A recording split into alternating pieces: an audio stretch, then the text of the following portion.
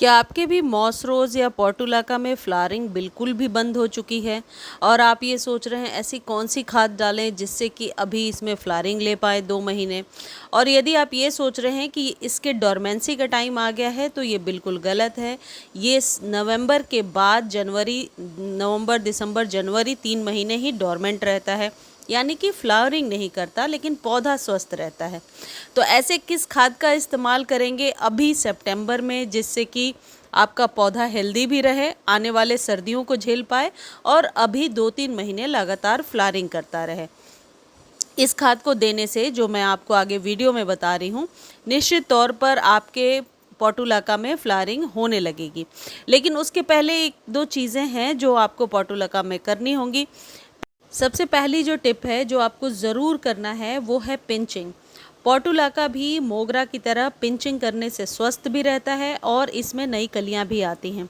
यदि पोर्टुलाका के पौधे को हर एक फ्लावरिंग के बाद आप पिंचिंग करते हैं तो आप देखेंगे कि कलियों का आना कभी भी बंद नहीं हो रहा है।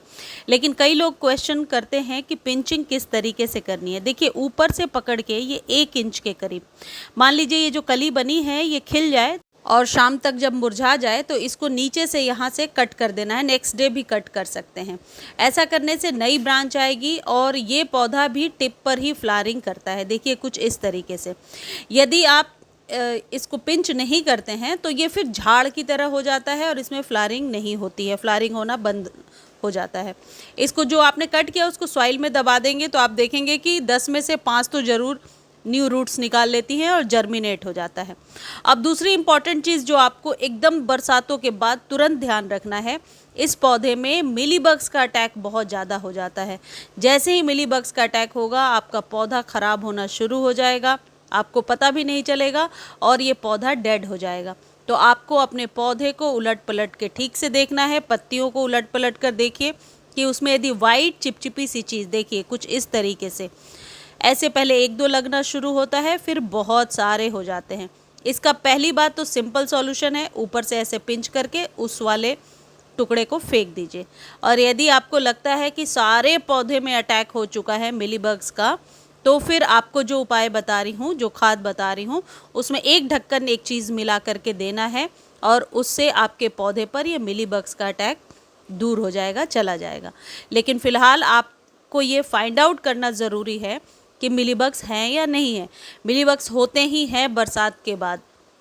अब इसी से रिलेटेड दूसरी टिप भी है। यदि आपके पौधे पर लगातार धूप नहीं मिल रहा है, 5-6 घंटे की धूप नहीं मिल रही है, तो ऐसे में भी ये पौधा डेड होने लगता है और मिलीबग्स का शिकार हो जाता है। तो बहुत ज़रूरी है कि इस पौधे पर पूरे दिन की सनलाइट मिले, यदि पॉसिबल है। नहीं पॉसिबल है तो 4 से 5 घंटे की धूप बहुत ज़रूरी है। अब बात करते हैं खाद की।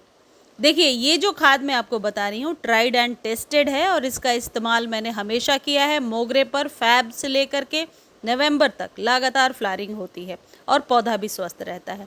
मान लीजिए 8 से 10 इंच का कंटेनर है तो 2 बनाना पील्स को ले लीजिए और उसे पीस लीजिए। पीस लेने से इंस्टेंट रिजल्ट आप ले पाएंगे। पीसने के बाद इसे 1 या 2 लीटर पानी में मिला लीजिए। एक बार जस्ट ग्राइंड कर लेना, आपको कोई बहुत पेस्ट जैसा नहीं बनाना है। अब इसमें डालना क्या है जिससे कि मिलीबग्स का अटैक भी ख़त्म हो जाए, वो है सिरका, विनेगर जो आपके घर में होता है। यदि विनेगर नहीं है तो उसका दूसरा सोल्यूशन है, इसमें नींबू, 10 ड्रॉप नींबू के आप मिला सकते हैं। विनेगर 1 ढक्कन डालिए, उससे ज़्यादा नहीं डालना है। कोई भी टाइप का विनेगर हो सकता है जो भी आप अपने घर में यूज़ करते होंगे। 1 कैप के करीब इसमें डालिए, इसे मिलाइए और फिर उस पौधे पर दे दीजिए। अब यदि आपको लगता है कि मिलीबग्स फिर भी नहीं जा रहे ये देने के बाद, तो ये जो विनेगर है इसे नॉर्मल वाटर में 1 लीटर मिला करके और स्प्रे कर दीजिए। मिलीबग्स का सबसे अच्छा सॉल्यूशन होता है किसी भी चीज़ का स्प्रे करना। स्प्रे करने से वो पौधा जल्दी, आप कह सकते हैं, स्वस्थ हो जाता है। अब इसको इसमें मिला लिया और अपने पौधे में दे दिया। अब इसको रिपीट कितना करना है, 7 डेज़ पर एक बार कर सकते हैं। यदि एक बार में ही आपको मिलीबग से छुटकारा मिल गया है तो दूसरी बार जब ये खाद बना रहे हैं तो सिरके का इस्तेमाल ना करें, सिर्फ बनाना पील का ही इस्तेमाल करें। बनाना पील्स की जो संख्या है वो बढ़ा घटा सकते हैं, 4-5 बनाना पील्स भी ले सकते हैं। इसे बनाकर स्टोर करके भी रख सकते हैं। इसका जब भी इस्तेमाल कर रहे हैं मॉर्निंग में कीजिए ताकि पूरे दिन फिर आपका पौधा धूप में रहे। और आपके यहाँ यदि बारिश हो रही है, सॉइल गीली है, तो इसका इस्तेमाल बिल्कुल नहीं करेंगे। सॉइल का सूखना ज़रूरी है, हमेशा ड्राई सॉइल में ही इस खाद का इस्तेमाल करना है। लेकिन हाँ, इसका रिज़ल्ट बहुत ही बेहतरीन है पोटुलाका में।